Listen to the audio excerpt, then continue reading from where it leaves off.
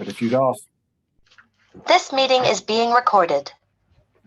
if you'd asked us just 2 or 3 years ago whether the issues that we're facing now would be quite so prominent, I think we'd all be questioning that. But we've been through such a challenging time in the past 3 years, and so much has changed.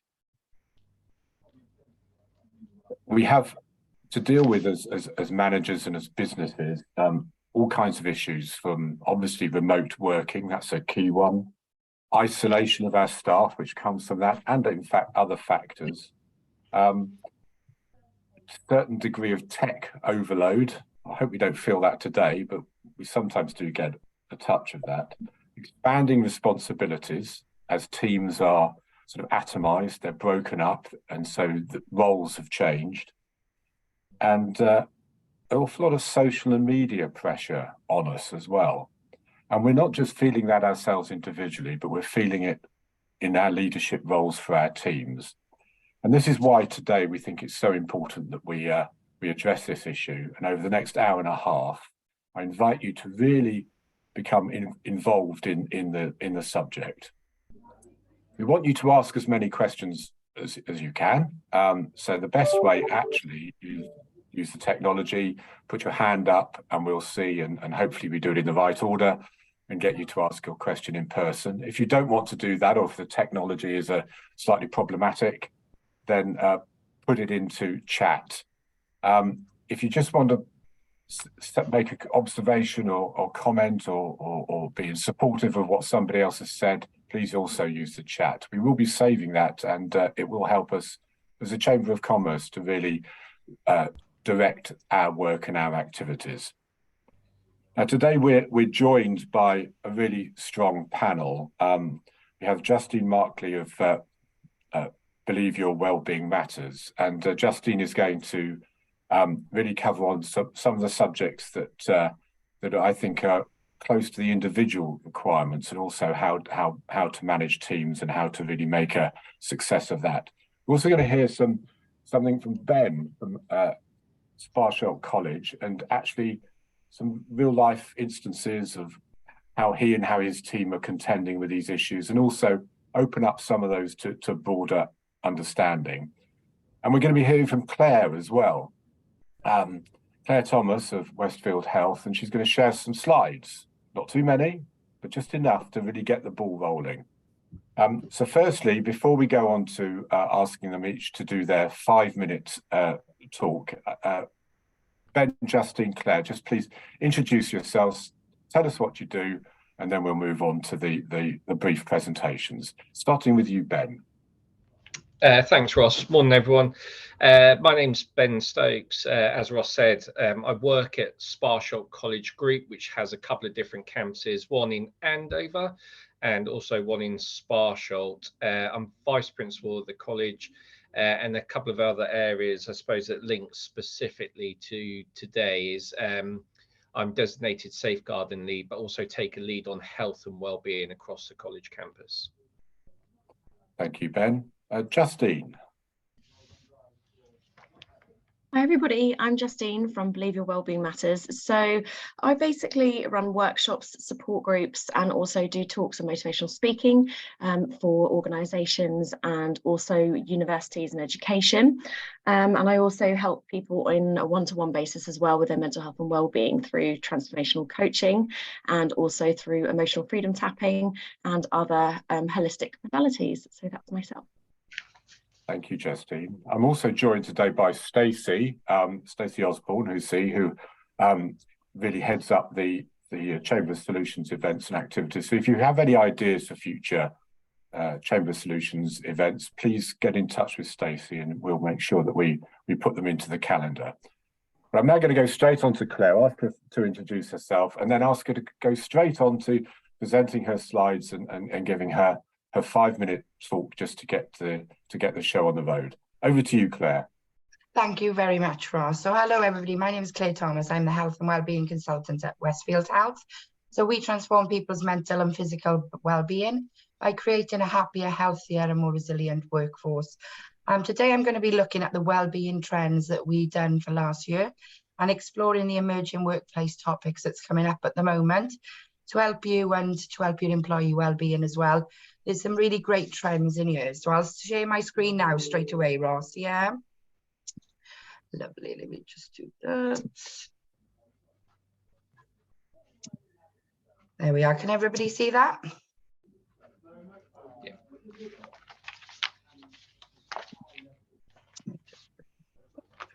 There we go. So we've been looking at the wellbeing trends. So every year we do a wellbeing trends report, which basically shows us the trends of that year and what was the most important Google searches and everything like that. There's 4 main trends that have come up, but if you want to see the full wellbeing trend report, you can view it on our website, and there's some really good information there for everybody. So trend 1 is the inclusive wellbeing and DEI. So DEI is diversity, equity and inclusion. Employees are now looking for an authentic commitment to inclusive workplace support.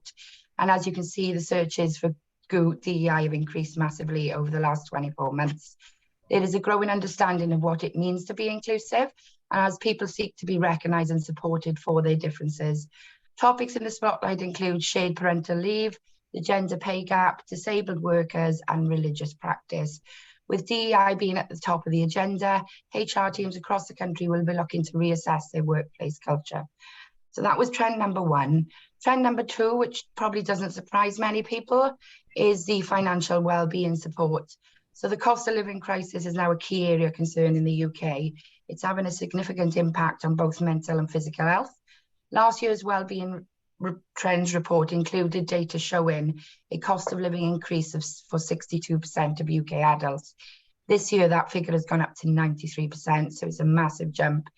The research from the BACP found that 2/3, that's 66% of therapists say that the cost of living concerns are causing a decline in people's mental health. And 61% of therapists say their clients are anxious about whether they can afford to pay their household bills or bills in general. It's a general worry of the world at the moment. So in the workplace, people are increasingly looking for financial support from their employer, but limited budget for salary reviews is driving talented workers to look for better pay elsewhere because of the cost of living. Oh, sorry, my screen's not moving. Oh, there we are. So trend 3 is the preventive healthcare. So with health information at our fingertips, our focus is shifting away from quick fixes and towards a more holistic whole of life approach. While the nation is moving on from COVID-19 and leaving many pandemic behaviours behind, our interest is in health education shows no sign of slowing down at all. So with the aftermath of the pandemic, also comes an increased worry about how we can support our future health. So the Google trends, as you can see, for the NHS waiting times continues to rise massively and fueling anxiety around access to healthcare in the UK. People are waiting a lot longer than what they used to for healthcare, surgery, GP appointments. It's absolutely crazy, the figures that have come across from this. So please take a look at the report. This lack of trust is now driving people to put their own preventive measures in place, whether that's being more proactive about their lifestyle choices or taking out private health insurance to cover future treatment, because the NHS is not very good at the moment. So trend 4 is the telehealth and virtual office. So this links into the NHS one, really, to be honest. The pandemic has sparked a healthcare renaissance, forcing existing services to go digital and accelerating the adoption of telephone GP appointments. So virtual fitness classes and counselling is a massive thing at the moment. This behaviour change appears to be a lasting one as we enter 2023. Almost half, that's 49% of GP bookings are telephone appointments. That's suggesting a permanent shift in the healthcare process. The digital world also continues to blend with our work lives. So despite calls for a return to the office, our recent research found that flexible working remains the most important employee benefit, suggesting that remote opportunities are as appealing as ever. There's some great figures there that you can view on the report as well. And there's a lot more other facts and figures within that for this on our website. So just to give you a little tip, we are Westfield Health. So on our website, you can view the full wellbeing trend report, along with lots of other free useful resources on a variety of topics. If you just visit westfieldhealth.com, sorry, I can't get my words out at the moment, and click on the Advice Hub, you'll be able to see all the free resources that are available to you. A little bit about us. We work with the British Chamber of Commerce. We're their preferred provider for employee health and wellbeing. We're trusted by more than 8,000 clients. We have a 98% retention rate, and we have over 100 years experience. We're also a not-for-profit organisation, so we give a lot back to the communities and everybody around us as well.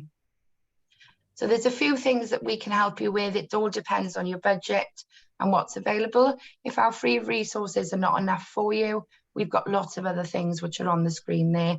If anybody has any questions around any of this or any of the trends, then please keep them till later and I'd be more than happy to help. Thank you very much. Let me stop sharing. Thanks very much, Claire. That's brilliant. I think that's really got people thinking. We've seen a question, is there a link for the report? Claire, I'm sure you'll be able to put that into the chat. And, yeah. Well, Stacey will send it afterwards as well to everybody. So, yeah, I'll send the link over, no problem. Thanks very much, Claire. I suggest we move to Ben now. And Ben, if you could just do your sort of 5-minute presentation. Yeah, Please, of course. everybody put the questions in. We'll be monitoring them and make sure they're asked. Ben, fire away. Lovely. Thanks, Ross. So undoubtedly, many of you would have seen in the press recently that teachers, in terms of a profession, obviously due to go on strike, and there's a whole host of reasons why, some of which Claire's alluded to in terms of pay and so forth. But one of the overriding issues that faces the teaching profession, probably has done for quite some time, is workload. And as a result of that, it's driving a lot of talented, hardworking individuals out of the sector. And really, this has been bubbling to the surface for quite some time. So probably about 5-6 years ago, so pre-pandemic, we recognised there was a need to do something within our powers to manage or promote staff's health and well-being. So we devised a college-wide policy, but our starting point for this is we conduct an annual survey, which is the Warwick and Edinburgh Health and Wellbeing Survey. And one of the things that allows us to do is actually get an understanding of how staff feel.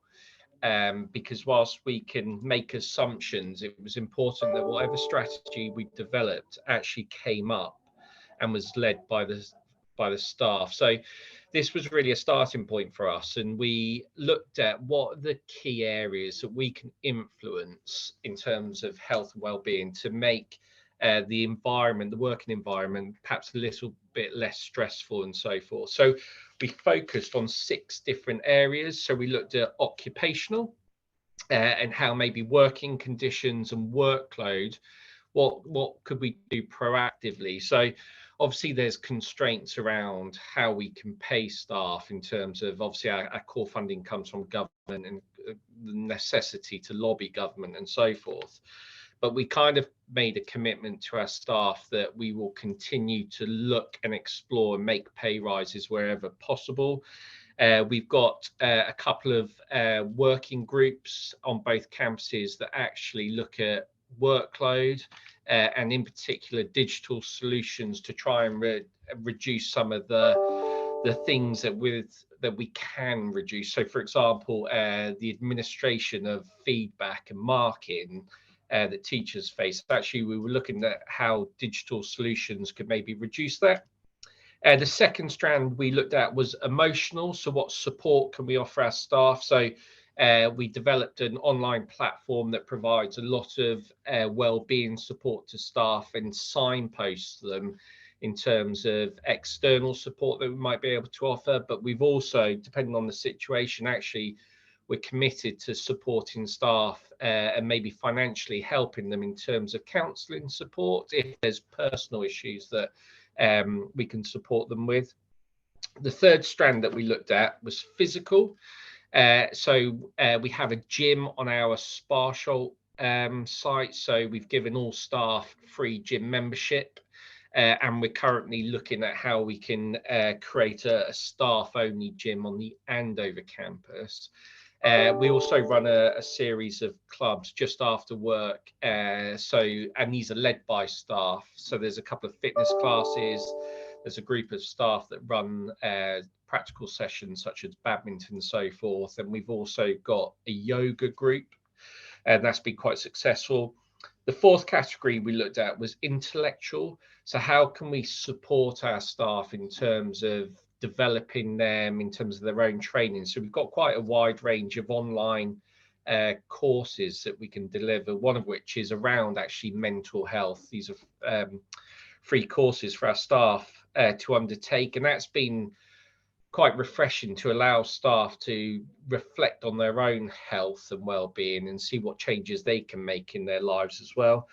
And then the fifth one we looked at was environmental. So we've invested a lot in the college estate to make it a more attractive place and relaxing place for staff. So we're currently developing inside 2 well-being zones, one at each campus. The idea being actually we need to move away from using up people's lunch break. There's so many people, and I'm sure lots of people here work during their lunch. Actually, we wanted to create an area where staff could just go and relax and take a step away from things. We've also created 2 outside spaces for staff. So anybody that's ever been at the Sparsholt campus, is a really amazing rural location. And we've developed a place up in our horticulture area, and we're also in the process of doing the same over at Andover. And the last strand of our strategy was linked to social, and in particular we relaunched the staff association. So there's quite a reasonable pot of money that's been in existence, and over the years the staff association kind of drifted away, so we've brought that back in, and really this is led by staff, and there's been a variety of things. There's been horse racing at Newbury Racecourse, a curry and quiz night, cheese and wine event and so forth. And really that was about bringing staff together, because it's easy for people to kind of drift and or just stay within their own teams. And actually during the pandemic we had quite a large number of people that started at the college, and it was only when we got out of the pandemic that they were then able to mix with other people. They'd been here for about 1.5 years, but just never got to know anyone. So we've really put an emphasis on there. So we have made good progress, but as Claire's alluded to, and Ross as well, is the world in which we live in, we're constantly having to revisit what we do, how we do it, just to try and support our staff as best we can. Superb, and some very practical ideas there, Ben. Bringing people together and creating a community where we help each other, I think is at the heart of all of this, and builds on those sort of themes that we've put in here about energy and kindness and the other things that build and grow that collaboration. Justine, please, over to you. Hi everybody, it's me again. So yeah, I just wanted to give a bit of a back. Oh, I'm jumping around on the screen. Can you see me, or am I? Can you see me okay, or am I moving around on the screen? You're jumping around a little bit. Okay. You're back. Right, I don't know what happened there. I'm sorry about that. So yeah, I'm Justine. My background before I even started doing all the sort of health and wellbeing things that I do was I used to work in corporate banking in London, and I also used to work for the NHS. So I have a really robust background of what it's like to be in the corporate world and what it's like to be in a very pressured environment. Having moved away from that industry, I decided to set up my business, Believe Your Wellbeing Matters, because I was around a lot of individuals who had anxiety and stress issues and burnout issues, and I sort of wanted to do something to be able to help the people that I was working with. So I decided to study in neurolinguistic programming, emotional freedom tapping, and my approach is very holistic. So I run workshops for organisations, charities and schools. And what I do is I actually go in there and teach people how to manage their well-being from a holistic perspective. So doing things like working on their stress levels, understanding their emotions, also understanding the root causes of why they are in the position that they're in with their stress, and also helping people to understand themselves better to help them to move forwards and progress in a positive way. So I also do a lot of motivational speaking. So I help people to really understand how to move forwards in terms of helping themselves, understanding what's out there. And by offering the in-person workshops, it gives people an opportunity to ask me questions. It also gives people the opportunity to get that support in person. As I mentioned, I do support groups as well as workshops. I have been running workshops as well for the younger years, so children and young adults in schools, and also in charities like No Limits and the NM Trust, and the Princess Trust, so organisations that really focus on children and young people's mental health and wellbeing. My whole concept behind my business, calling it Believe Your Wellbeing Matters, was because of the fact that a lot of people don't believe that they are worthy of feeling good. They don't believe that they're worthy of feeling in a position of, empowerment. And the whole purpose behind what I do is to help people move forwards in a way that serves them, because everybody's well-being journey is different. Not everything that works for one person will work for other people. I also run a lot of talks in holistic well-being. I recently did one with Carnival P&O Cruises, and we were actually talking about breath work and mindfulness and more holistic subjects. And it's very powerful to help people understand that side of things as well. So the energy side of things, the emotions, and also the mindset to help people to move forward. So what I try to do is help people to move forwards in a way that they can progress in a transformational way. So the workshops and support groups that I offer is a position for helping people to do this. So that's a bit about my background. So in terms of what I do, what I can provide, and yeah, that's pretty much it from me.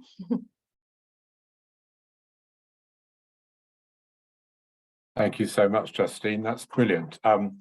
We're going to now move on to questions. So please use the reaction button below and put your hand up if you have a particular question.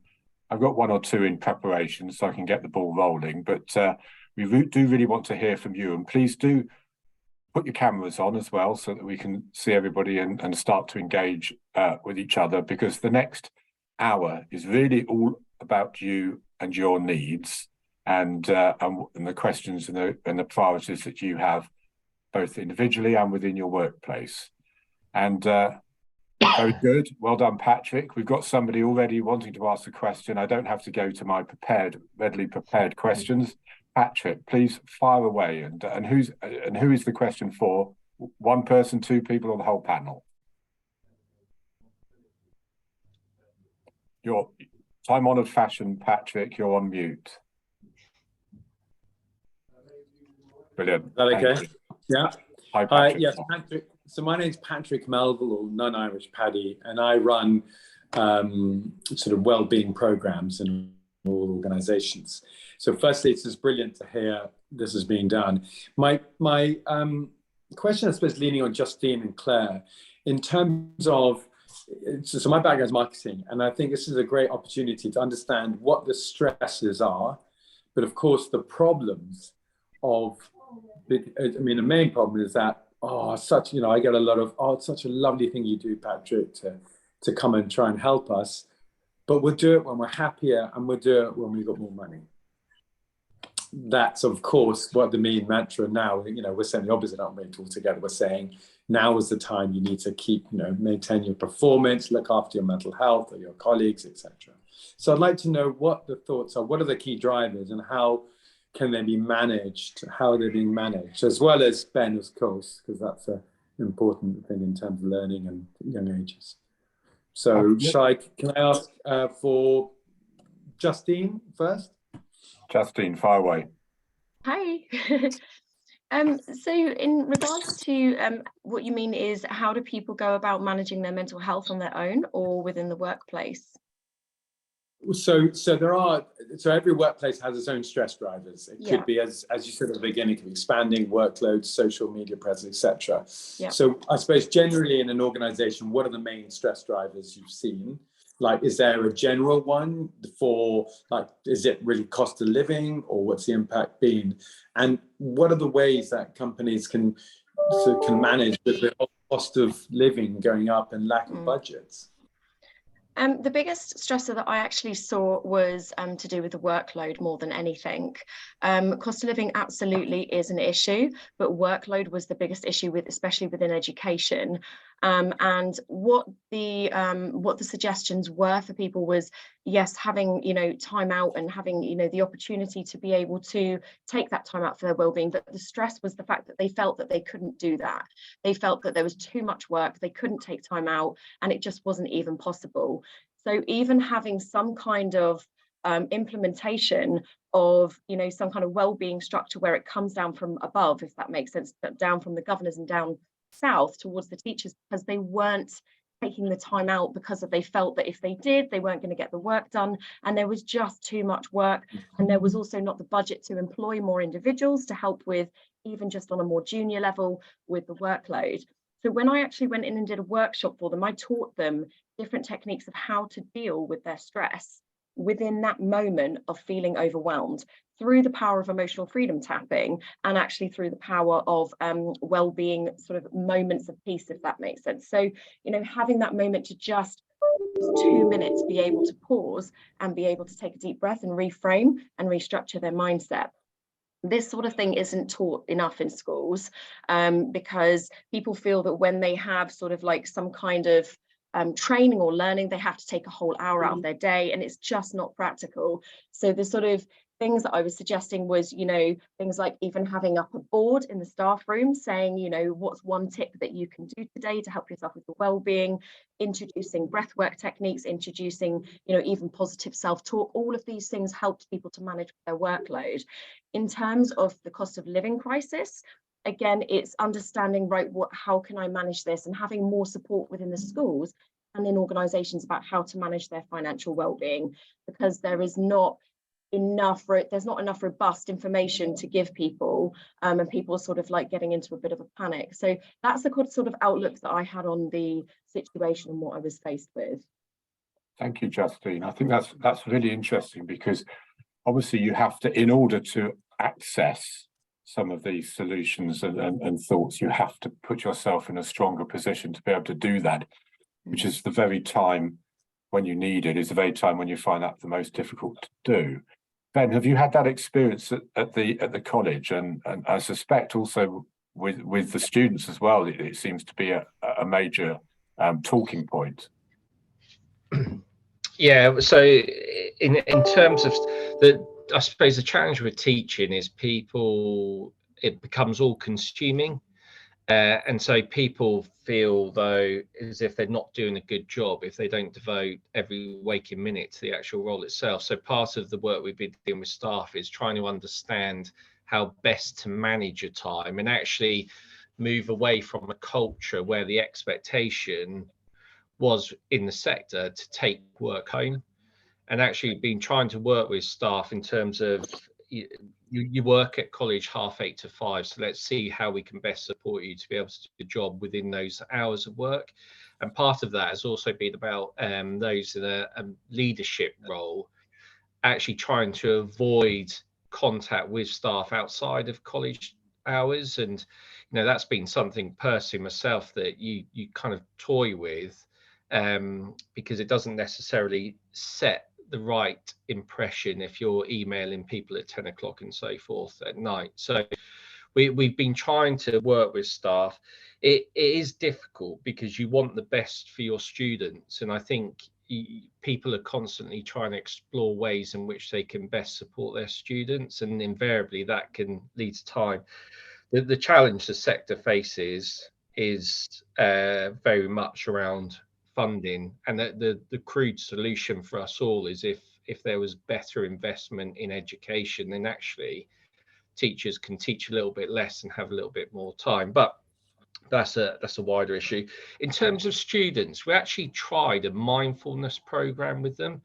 So we invested in an app that allowed students to just do a bit of sort of mental health exercise, I suppose is the right way of saying it, each and every day. And we trialed it with a couple of groups, with a sport group in particular that did sports psychology. And there was a bit of mixed feedback from it, but we have invested quite significantly in our wellbeing teams, which exist both campuses. We've invested in those, and we've created wellbeing areas where students can actually, if they feel a bit anxious and so forth, they can come and just sit away from maybe the crowds, if you like, and that's quite positive. And we've also got some therapy dogs that kind of roam the campus, and got quite a successful lunchtime club where they just take them for walks just to kind of get away from things and take their mind off stuff. So we're trying. We know we haven't fixed it by a long shot, but we're trying to be creative in how we approach it. Claire, thanks, Ben. Claire, have you seen an uptake or an uplift in issues regarding the stress being exacerbated by the fact that they can't access the very solutions that you and others are trying to fund and provide to them?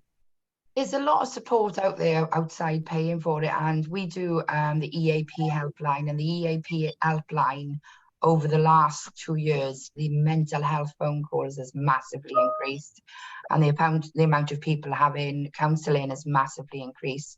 So 43% of employees say their mental health has got worse since the start of the pandemic.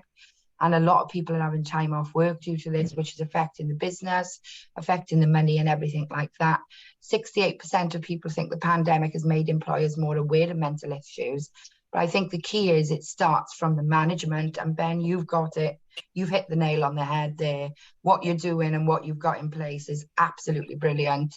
And if you can support your staff with speaking openly about their problems and not hiding them away, because when they hide them away, that's when the worries start. So we've got lots of things in place. We've got the 24-hour advice and information line, and the key areas over the last 2 years for that has been mental health and financial well-being. That's what people are worried about the most. And mental health first aid training, if nobody has done it, I would highly recommend you do it. It's a great course. It gives you a great understanding of mental health and mental health awareness. And I think mental health starts from management. If your people feel like they can talk to you about something, then more than likely they won't have time off and they'll be more open and honest with you. But if you're not giving your staff that opportunity to speak and talk about what is worrying them, then that's when you're going to start having issues and people are going to start ringing in sick. So Ben, hands up to you. You're doing a great job with everything that you're doing. And that's what businesses should be looking to do, is in that direction, is just helping staff with mental health. Is such a big issue in the world at the moment. And if management can help the staff, that will definitely create a happier, healthier workforce. So mental health first aid, it suggests you have 10% of your workforce mental health first aid trained. And if you have, you've always got people that somebody can talk to then as well. And that does make a huge difference. I done the course myself in December, and it's completely changed the way I think about mental health and how I speak to people and how I approach things as well. It definitely changes your opinion. And if you haven't done it yet, I would highly recommend to do that. Thanks very much, Claire. Brilliant. Patrick, Can I just do you feel your question's been addressed? It's been brilliant. And I actually just wanted to back up. It's interesting just having a conversation with what's missing, how the gaps can be filled. And just to sort of reiterate what Claire was also praising Ben, I'm a mental health first aid in England instructor, and it's a really good way. But what was lovely from what Claire recognized what Ben does is that it's one thing to have first aiders. They're quite reactionary. They're like sitting around waiting for people to come to them. But it's good to have the other side of the business working together so that they can share. So it's lovely to hear that as a case study. Yeah. Thank you, Patrick. We'll have you on a future panel, Patrick, if you're safe. Now, we've had a couple of questions in. One was from John and another from Wendy. John's question was really about B Corp, and is the whole of the ESG thing that businesses that are committed to, in particular the B Corp accreditation. And I will say there are other accreditations available. John, do you want to ask the question? Are you happy if I do it on your behalf? All I was going to say is it's all great having all the organisations that can support, but I think initially, if it's a corporation, they've got to understand, one, where they sit within that first, do a self-audit to establish where our needs are, and then reach out rather than just putting sticking plasters on everything. It's going back to the source of say, what resources do we have inside our company? There might be some great employers that have got a real, passion for supporting, so promote them within the business to take if they can have those responsibilities. But then when you see a shortfall in your business, that's when you can reach out to Justin and all the other groups to come in and then finalize how that journey can continue to get that longevity. But I think until you establish and do the audit first, and I just wondered, everyone's talking now about B Corp, and as you quite rightly said, Ross, there's other accreditations out there, but it's almost do the audit first, establish what your requirements are, and then get the specialists in to come in to then create that longevity. Justine, what do you think? I couldn't agree more, because actually one thing that I decided to incorporate with what I do was actually, oh, sorry, I don't know what's going on my screen again. Bear with me. I'm just going to try it.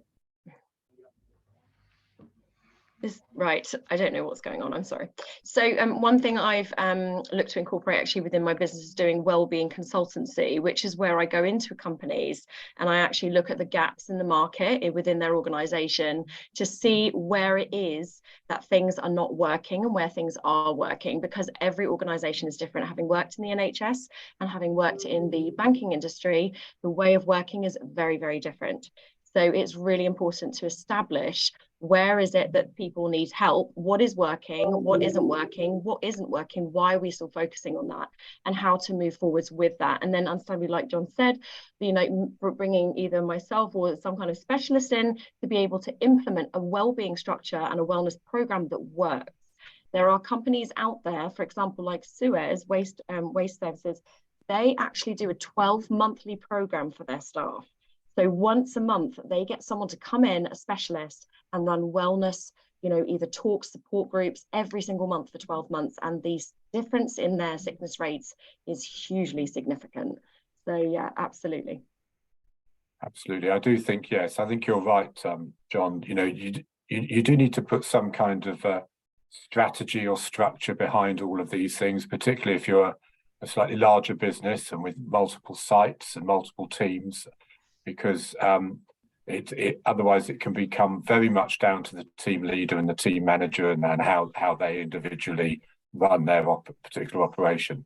But I suppose as a larger organisation, which indeed you are, you do get accreditation programs knocking on the door, but you have to make sure that it actually does fit with the overall strategies that are already in place for the business.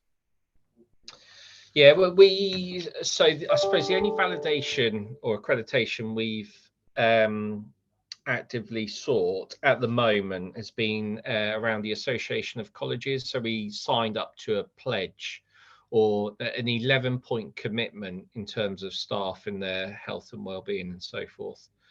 But we do have annual audits from an external organisation who comes in and scrutinises everything that we do. And we did do one on health and well-being, and it's quite useful because they are able to identify the things that are working, but also actually a roadmap for further improvement in the future. I suppose the only thing just to pick up on discussion people are having, I think there was a moment in time where we realized that probably one of the keys to any success of this health and well-being strategy was actually within the management team, because whilst there can be an overarching strategy, actually if it's not being implemented on a sort of day-by-day basis, the whole thing falls flat. And we did do some CPD, I think it was the NHS that came in and worked with managers about how you can best support people and mental health. And it was quite an eye-opener because there were things that they were talking about that you could get a sense in the room. Everyone just sat there and went, oh God, that's what I do. And oh no. And it was almost like it was a really important training event that we went through, because I think it made us as managers at all levels recognize that actually we can inadvertently put more pressure on people when we send out requests, when we do this. And so one of the things that we then committed to is any new strategy or policy, actually we have to evaluate it from a wellbeing perspective. And what that's allowed us to do is just focus on a small number of things at any one time, as opposed to overloading staff and then feeling like they're getting requests here, there and everywhere, because that can just compound the situation. Thank you, Ben. I'm going to move on to Wendy's question, which maybe Claire could offer some insights to. Wendy, do you want to ask a question in person? Thank you. My microphone goes in and out a little bit, so I'll do my best. But thank you. Yes, we're from Options Wellbeing Trust, and I'm with my colleague, another Claire today, online. We are from Options Wellbeing Trust. We're a 50-year-old charity.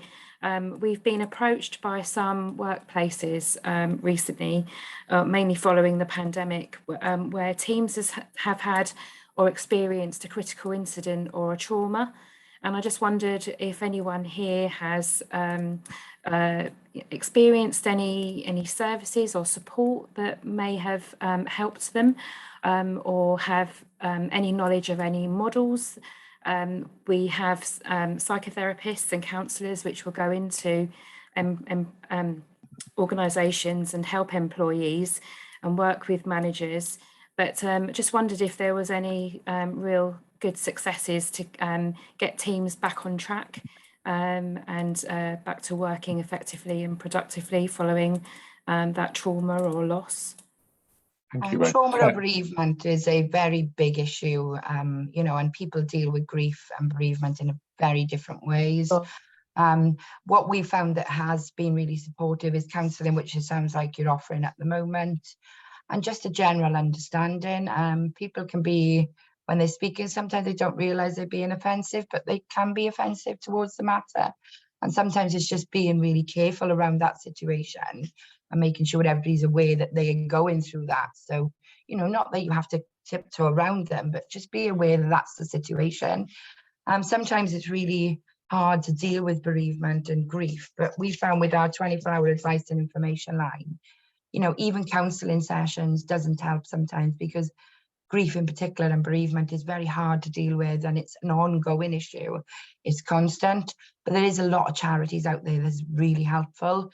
So you've got the Text Help Mental Health Charity. What I'll do is I'll put all the charities that's available within the chat as well, because Mind in particular is really good. There's loads of charities out there that is really, really good for stuff like that, and they can point them in the right direction and put them on courses with other people who's going through that same thing. So yeah, that's what I would recommend, Wendy. Thank you. Thank you. Hi, Wendy. I was just going to mention, I have gone into Wessex Cancer Trust, and also I've actually gone into mine before as well. But with Wessex Cancer Trust, I went in and did emotional freedom tapping.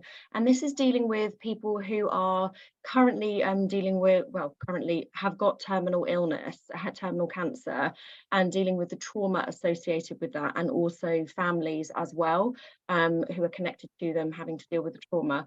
And emotional freedom tapping was extremely successful in helping people just in one tapping round, which took about 5 minutes, with helping people with their mental health and wellbeing. So I just thought I'd give you that suggestion of emotional freedom tapping. It's a bit holistic, yes, and it's actually being used in the NHS for PTSD and stress, but I just thought I would mention it as an option. Thanks, Justine. That's really okay. Anyone, just a follow-up question really, anyone dealt with any critical incidents, events that have affected a team, and how they've helped them perhaps following that? Wendy, it came in and out a little bit, and it was, I think, at the pertinent moment when we were just trying to hear precisely the crux of the question, and I think it went out. So give it another. I'll get a bit closer. I'm so sorry. Okay. So anybody had any experience of working with teams who have experienced a critical incident or event, rather than a loss or bereavement? Because we've been... Give an example of an event that you're referring to, and then I'll ask. There may have been something that happened in the workplace that created a trauma, or there may have been a health and safety event and kind of people looking at the part they played in that, the guilt, you know, perhaps of their role, or you know, or not in that event. So getting teams to work together again after that, you know, yes, that event. So something following a critical incident event. And not wishing any on the college or anything, have you had an experience at the college or elsewhere where such incidents have then sort of broken up the relationships and the issues for the teams when they rebuild afterwards? There's none that spring to mind.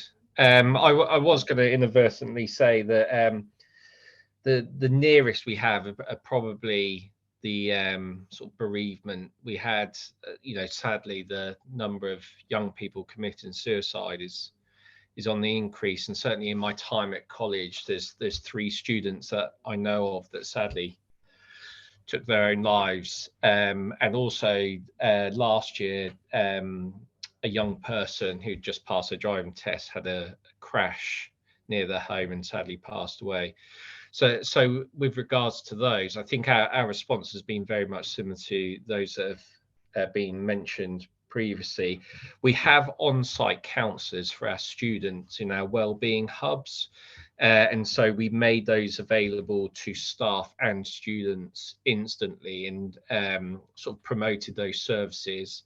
We went and spoke to all the members of staff who were connected to those students, and also to the student groups, just to kind of reach out to them and make them aware that we're here to support them as in whatever way we can. And obviously then had dialogue with relevant parents just to make them aware if we had any concerns of students who might have been adversely affected.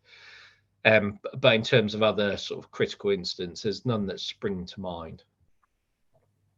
Thank you, Ben. I think the important point, and I think it's well made, Wendy, is that in many of these instances, as part of the team and as team members and as leaders of the business, we're not bystanders in these things. You know, we just by our presence, we become active participants in it, and it's how we respond and how and what we do in support of that. But actually, as you rightly say, sometimes there can be feelings of guilt and feelings that you know, issues that need to be overcome.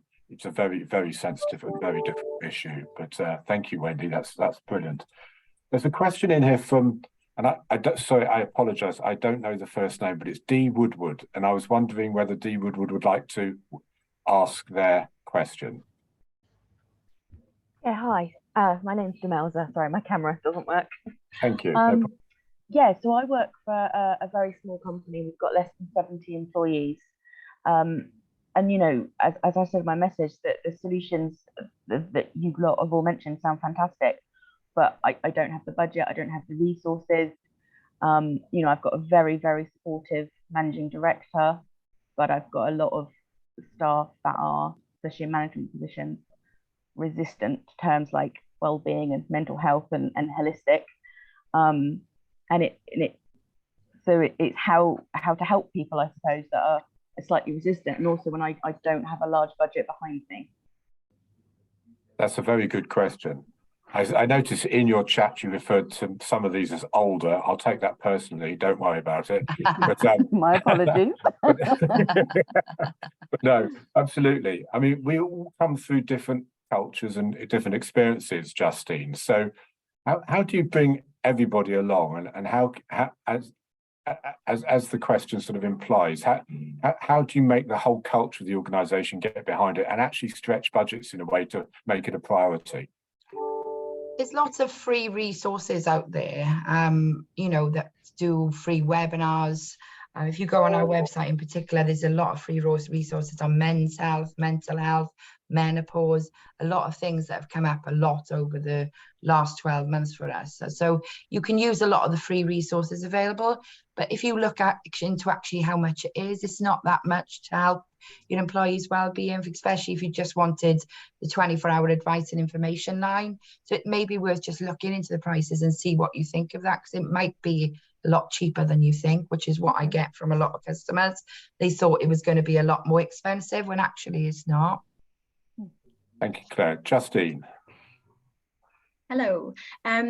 what I've sort of learned from my experience, because I've having worked with charities who have had much lower budgets than big organisations.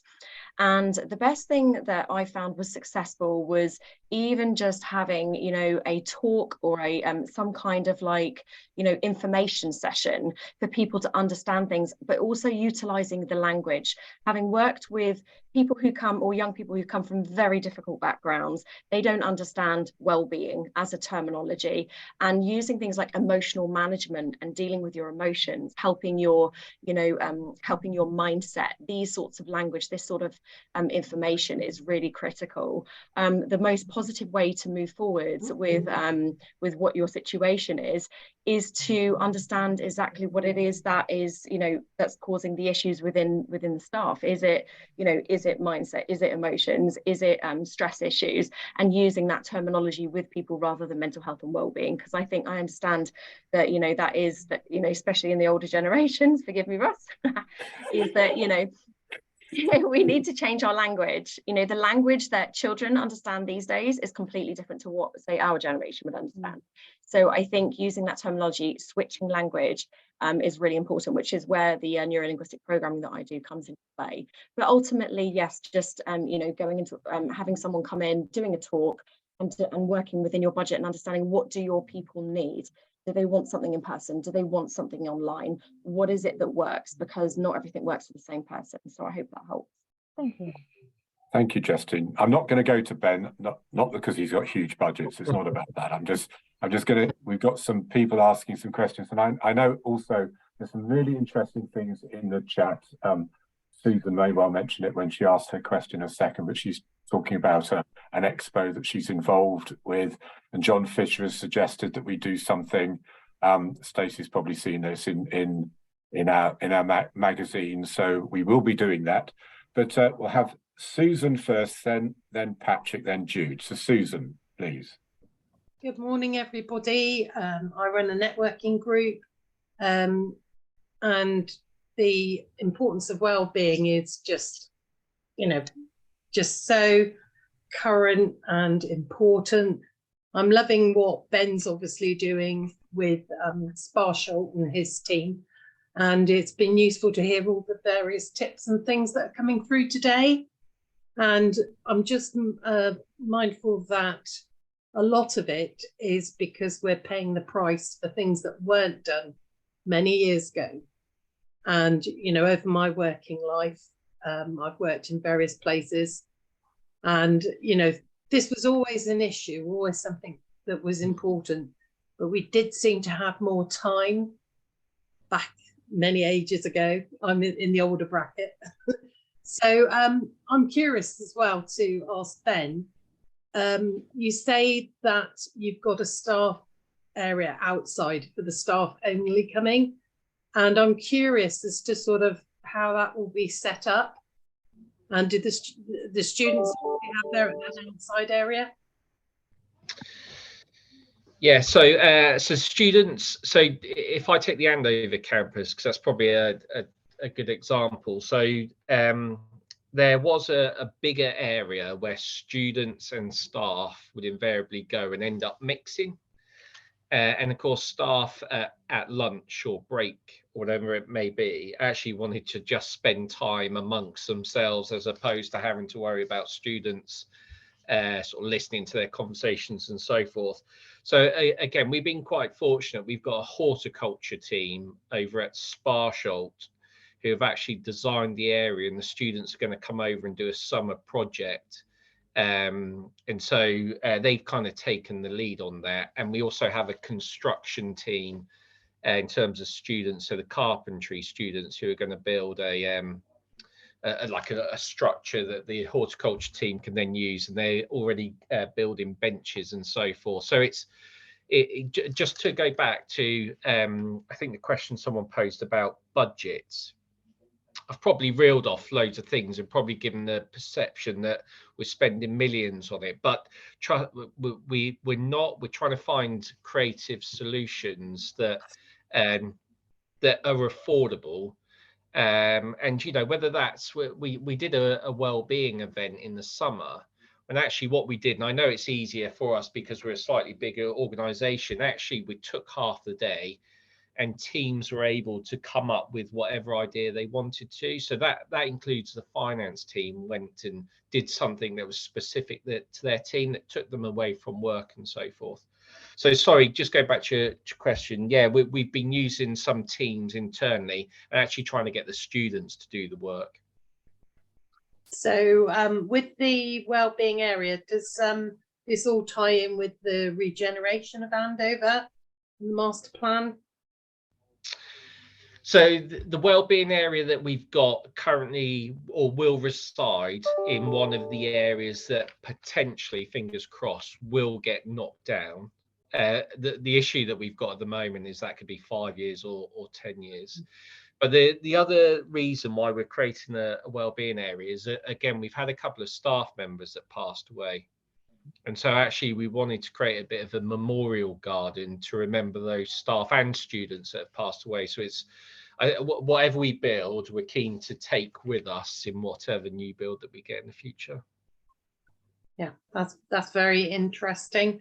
In an ideal world, you'd have somewhere where the staff could hang about on their own, where they could mix with the students at lunchtime if they chose to, and somewhere that the students can go where the staff don't come in, I suppose, as well.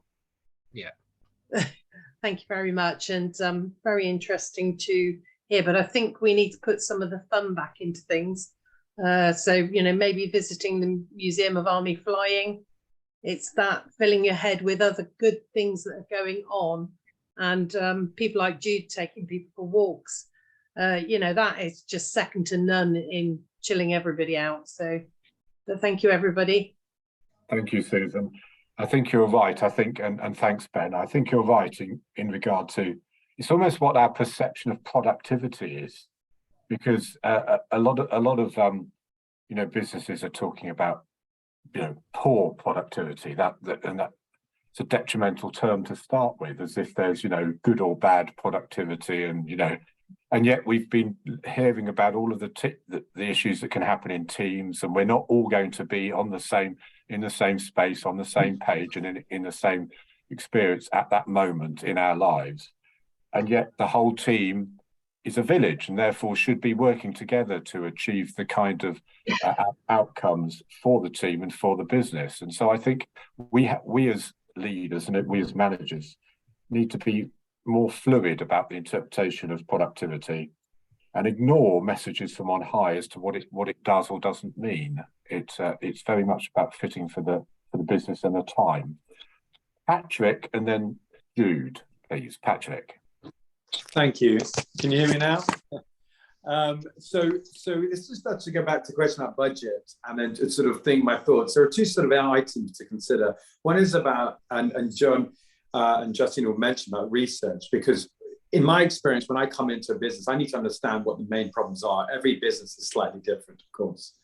And it's getting their buy-ins. And, you know, I'm sure you know SurveyMonkey.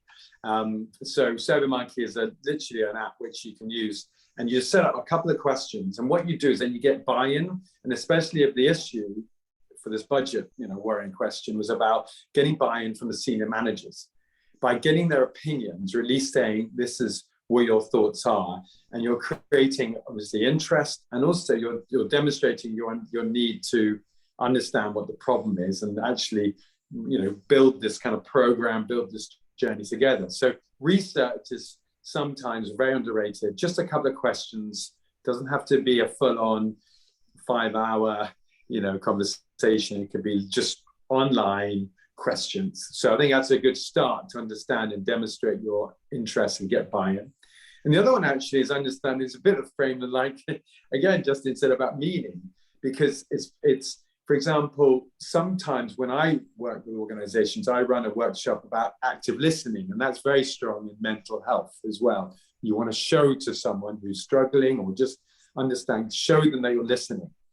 But what I found is that it has a very good commercial benefit. It's a skill, it's a selling technique. It's not just a well-being. And I think it's mental health is at the center of everything, isn't it, really? It's how you talk to people, how you listen, all those amazing stats. You use listening skills 42% of our time, but I bet like you, like me, learning about how to listen. I'm sure maybe Ben in the school now you do that now, but it's a real technique, but it's also a commercial benefit, not just mental health. And I think it's saying to everyone, don't separate that time. That time is helping you to do your role and to actually support the business. I hope that makes sense. Makes perfect sense, Patrick, and thank you. Really good insights. We'll go on to Jude, and then I have a question for the panel. Jude, far away. What's your question or observation? Thank you. So this is directly in response for Demelia, in that one of the things that we're doing this year with Walk and Talk is offering free lunchtime walks for businesses. Part of what we do with Walk and Talk is that we set out to normalise conversations about mental health. And that's not only about poor mental health, but good mental health as well. And I think, as other people have mentioned already, it is about the language. And sometimes it's, finding a way to approach people that may be a bit skeptical in order to sort of bring them on board.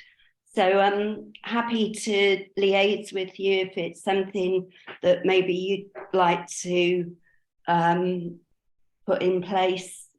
And we can maybe offer a lunchtime walk. I can talk to, because we have mental health first aiders as part of the team. So we understand, that people don't always know how to talk about it. And so we have ways to sort of make people talk. But anyway, a great discussion all round, and the panelists have put some amazing points across. Thank you. Thank you, Jude. Jude's a key member, as is Susan, of our Wellbeing Alliance up in Andover. And so if you want to get involved, I don't think you need to be in Andover, but if you want to get involved, please do get in touch with Stacey and myself, and we'll bring you together with the group. Justine, that actually does lead on to the question I was thinking about, which is perfect example from Jude. What kind of different things can businesses do in order to take their people into different environments, so some of these barriers and some of these, relationships that they feel they have, the formality of those relationships can be slightly broken down, and people open up and build that better team spirit and team feeling, so they're more personally supportive for each other. What do you suggest? What's the best way of doing that? Some original thoughts around it, maybe. Sure. So, I think the key thing here is building rapport. Okay, so everybody feeling that they're supported and having that rapport within their teams. And one thing that's been really effective is actually doing team building exercises. So like wellness focused team building days. Now, Carnival P&O Cruises do this quite heavily, and also the NHS. The NHS recently actually hired Itchen Valley and decided to do a team building day where they had lots of exhibitors who focused on wellness activities like yoga, mindfulness, all that sort of thing. And it's about exposing people to different ways of healing and different ways of helping themselves. So my sort of outlook on things is, as you know, my whole business revolves around helping people with their emotions and their mindset, but also helping people approach things in a very different way, and giving people the options. People need options to move forwards, because not everybody's way of learning and helping themselves is going to be the same. So I think it's really, really important to have things like team building days, wellness days, even having, I think it's an amazing idea that you've got the expo in Andover. I think that's a brilliant idea. I think having more things like that available for individuals, companies, and it being advertised properly. I think that's the key, is that a lot of organizations that I've definitely worked with, like I worked with Birmingham City Council, they don't have any sort of wellbeing comms that really gives people the information that they need. People need to have more access to information, but also more in-person activities, because that's where you build the relationship, that's where you build the rapport, is where you're really sort of like together. So sort of activity wise, I would suggest things like, even they're called nature immersion days, where you get out in nature, which is again team building. Doing anything that brings people together in a community sense is what's important. Thank you, Justine. I think Stacey Miller makes a good point, saying that talk to your staff, ask them, because obviously then they take ownership of it, don't they? But there is this sense of isolation, Claire, that and we felt it a lot through the pandemic, obviously, and beyond. But isolation can become a real problem to try and then address. Trying to rebuild a team when one or two members are feeling isolated because of the new ways of working. It's not working for them because we're not all on the same page in that regard.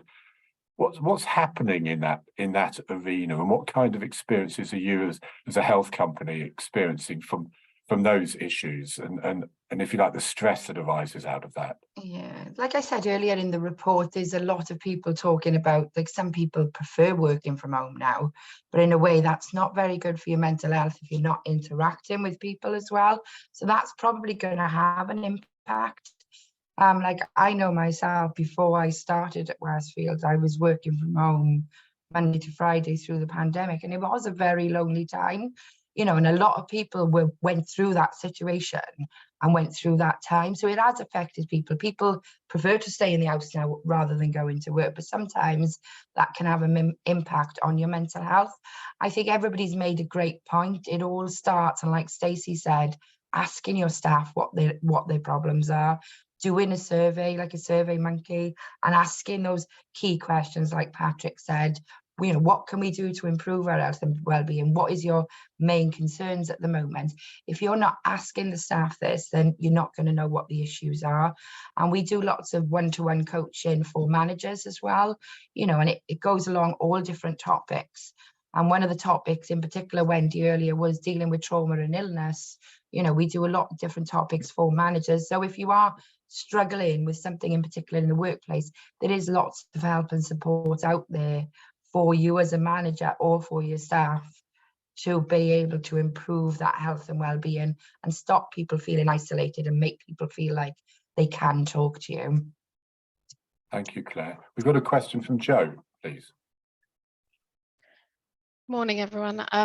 It's really interesting to hear everybody's perspectives. I work at BAT in Southampton, British American Tobacco, and I've been a mental health first aider for probably about 7 years now.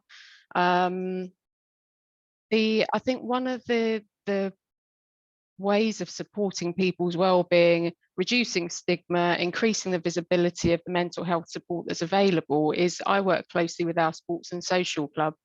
So we arrange jointly events that people can come together and meet each other, because it's such a big company. We're talking about around 1,000 employees on site at Southampton, around 1,000 in London, and then other people around the country. And what works well for us is things like having a wellbeing choir. So every week we have an hour session where people can come along and sing, and it is so good for your well-being, just having that opportunity to meet new people, to be more aware of your breathing, be aware of your posture, and to do something that you love doing. So the choir is one thing that we do. Another thing that we tried last year was a craft fair, which was really well received. So a lot of people on site have got all of these crafting abilities that we just had no idea of. And to get those people together and everybody met somebody new, it has proved to be a really nice way to socialize, to network. You then get to know people in the business, that if you've got a business problem, you think, oh, I met so-and-so at the craft fair, I can ask her for some advice. So that's just another thing to consider. I think they're lovely ideas, Joe. Ben, that would sort of, you'd understand that, wouldn't you? Because actually, whether that's staff or whether it's students, it's actually just encouraging other activity that takes the stress away from what may be the main cause of the stress and the issues. And you've got lots of chances in the college of doing that. Yeah, great work there, Joe. That's really really good information, and it's all very true, to be honest with you. You hit the nail on the head there. It is about creating those groups of people where people can talk and people can open up. And if you're not giving people that opportunity, they tend to keep it in, and that's when everything is shut down then. So yeah, that's really great advice there. It's also the cost of these things, so that there's, for some of these things, there's no cost. For the choir, there's a subsidised cost. For crafting, there's nothing. People can provide their own craft materials, but it is just about bringing people together. Yeah, and it's creating that community where they feel open to talk as well. And like you said, it doesn't have to cost anything to create a happier, healthier workforce. There is things you can do outside of paying for it, 100%. I have a question, Ben. In terms of the next generation of young people coming through and into our workplace, what are they thinking, and what are, if you like, it's not demands, but what are the expectations of young, say 17, 18-year-olds coming through into the workplace, and how they would want to see teams working together, the opportunities to pursue these additional activities? I mean, is it a different generation? Are the expectations different to maybe 10 or 20 years ago? Yeah, there's a significant difference in terms of this generation, and probably for a whole myriad of reasons, not least the lost period of time in terms of their education, and it had quite a significant impact on their social skills. And also, it's not a word that necessarily like to say, but their emotional resilience as well. And so what we found is, we, as part of our work we do with students on wellbeing, again, they complete an annual survey just for us to get an understanding of the cohort and maybe where we need to focus our priorities. And one of the things that's become apparent over the last few years is very much they tend to respond in terms of have low levels of energy. That's become more and more common. There's a question linked to stress and anxiety, and again, high levels of stress and anxiety that they're feeling. And I suppose there's work that we need to do with students beyond merely teaching them qualifications. So we've tried to place a huge deal of emphasis on things like voluntary work and work experience. So actually they kind of understand about giving something back to the community and trying to move away from this sense of only doing things if they get paid for it. So we've tried to do a lot around our local community. We've been doing some stuff with St. Mary's Church, and particularly sort of the influx of refugees and so forth from different countries, and seeing if our students can support those. So it's the feedback we've had from employers and sort of various other bodies is what they're finding is students these days, their soft skills, if you like, are the things that are lacking. And that's kind of like our priority, working with students in terms of how they communicate, in terms of making eye contact, in terms of their self-belief. You'll be amazed at how many young people actually lack self-esteem in terms of their ambition, their aspirations, and just in terms of doing, applying for jobs that they just feel they're not going to get when they've got all the potential in the world. So we are seeing that, and so we've tried to place a more focus on what we can do beyond merely giving them a qualification, because that's helpful, but it's not the only thing we should be doing with them. Thank you, Ben. That's really interesting. And bearing in mind that the Chamber of Commerce is looking at the local skills improvement plan as well, I think that's very timely. And the thing is, I always think with businesses, give them a chance, bring young people on. It's amazing, the talent and the skills, but they just do need their confidence built, and they need, as you say, the soft skills developed. But the only way you can develop soft skills really is just through experience. Just give them the chance, let them get out there and give them these opportunities. But I do think you're right, Ben. Building a program of opportunities, you say volunteering, etc. That's kind of becoming an expectation, which is, it fits with the ESG ethos, but you know, really the business has to sort of take it on and recognise it as part of their culture. Justine, have you seen this shift in the way businesses are operating now? And particularly, you say you work for some large organisations as well, so they must be recognising it. I will just say, I spoke to a very large professional practice the other day, and the main reason they wanted to get involved with the Chamber of Commerce was all around opportunities for engagement, participation and volunteering. And I thought that was a very, very, you know, interesting, you know, phenomenon. It wasn't really about business bottom line as such, it was the other bottom line they were looking at. So what's your experience, Justine? My experience in terms of like engaging with organisations is more organisations becoming more and more open to bringing in activities and things that are very different, alternative ways of helping people with their mental health and well-being, especially with the younger generation as well. They're very much into the holistic side of things, and also bringing this in is really impacting people's mental health in a really positive way, because people are being exposed to more ways of doing things in ways that, you know, they hadn't realized would work for them before. Sorry, is there any sort of other information you wanted me to cover off here? No, I think that's fine. It's just reinforcing what we perceive to be the case, that businesses are, you know, placing a high value in those sort of extracurricular activity, and the more that you get out of it as a direct result of that. Absolutely. I mean, the thing is, dealing with the isolation issue, I myself, you know, have dealt with working with a lot of companies who, you know, work from home, especially at the beginning of the pandemic. I worked with Thames Water, and they were just really struggling with their mental health because of the lack of motivation and not being able to see anyone. And having these activities outside of work, it really does make a massive impact, by about 55% on people's mental health, because they're getting that opportunity to connect, and everybody needs that connection in order to move forwards in a positive way.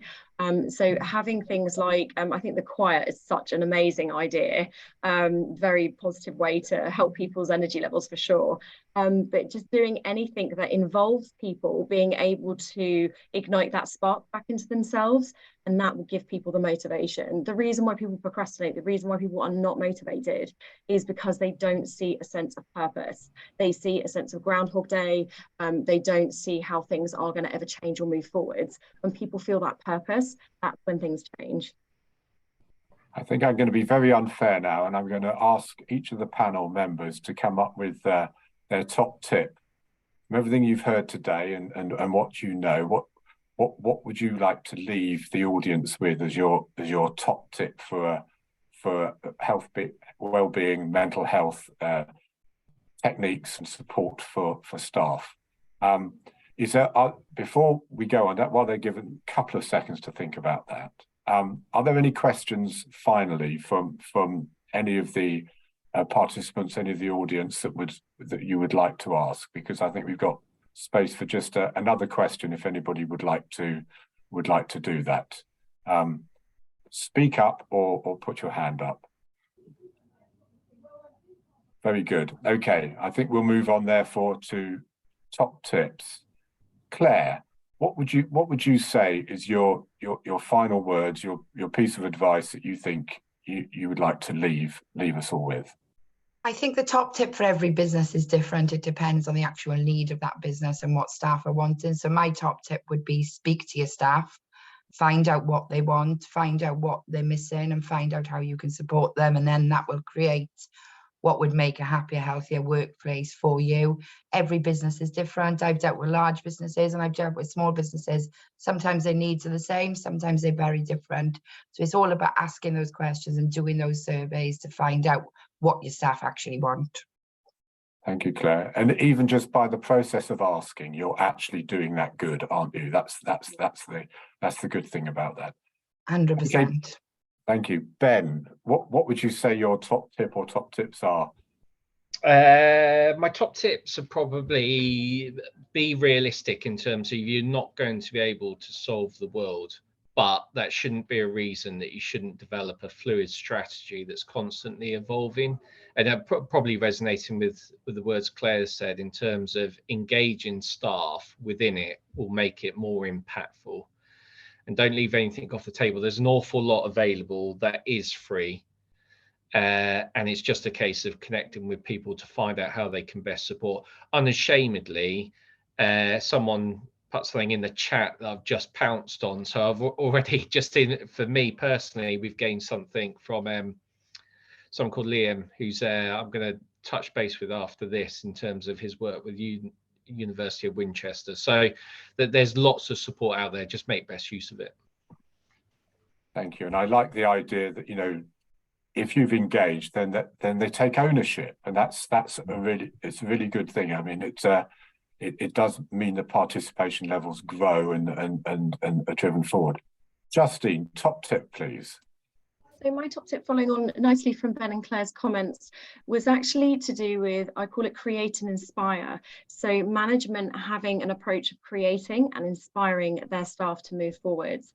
And also, you know, even having like, maybe even a well-being like a well-being review once a month with their staff, so they can actually monitor and find out how their staff are doing, which is only a 5-minute task, but it enables that person to be able to feel supported within the workplace on an individual basis, because people want to feel supported and looked after one-on-one, not just as a whole. Very good, absolutely. And anyone that has been in that situation and applied that very good technique, you know that the dividend is enormous. You know, you build and structure a relationship as opposed to a structural relationship. You have far more of a personal relationship, and it really is very important to the organisation as a whole. Now, we've been recording today, Stacey, so what will we be doing with the recording? Presumably there's an opportunity for people to access it or to encourage others to do so? Yeah, no, the recording will be going onto our website, and after this I'll send out a follow-up email with all the links that have been put in the chat, a link to the recording, and then yeah, it'll be available online. Thank you so much, Stacey. Well, firstly, I'd like to say thank you to Ben, to Justine and Claire. I suppose, to use the cliche, you have sung for your supper, and thanks so much for that. It's really absolutely brilliant what you've done. And equally, can I thank everybody that's participated, what's been said in the chat, what's been asked at the questions, and the general participation today is absolutely superb. We're placing for 2023 in a health and wellbeing really at the forefront of the work that the Chamber does. So please stay in touch and give us our ideas, and the Wellbeing Alliance will take forward all of this work and make sure that we are placing it centre stage. We know that it's going to be important, and I might say unfortunately, but I think it's a shift, it's a change in the way of work. And in order to get into a better position as managers and as leaders of businesses, we need to go through this process over the next few years, so we really do understand the ways of the world for the future. And so it's been very helpful listening to you all.